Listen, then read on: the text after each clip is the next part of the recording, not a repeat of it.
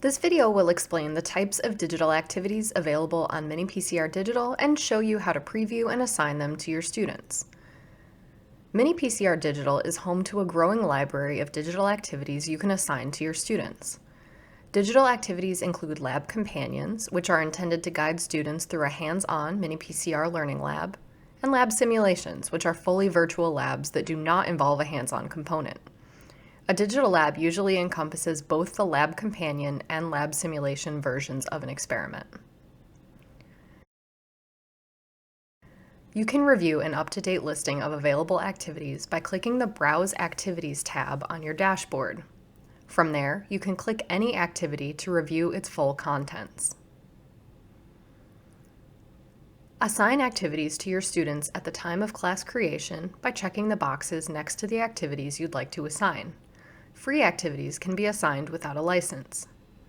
If you wish to assign a paid activity, you'll first need to apply a license to your class by clicking the Select a License button.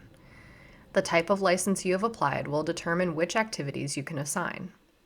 A digital lab pass allows you to assign one digital lab to your students. A digital lab may include a lab companion and/or a lab simulation. An all-access pass allows you to assign unlimited digital labs to your students. See our How to Buy and Use Licenses video for more information on purchasing and redeeming licenses.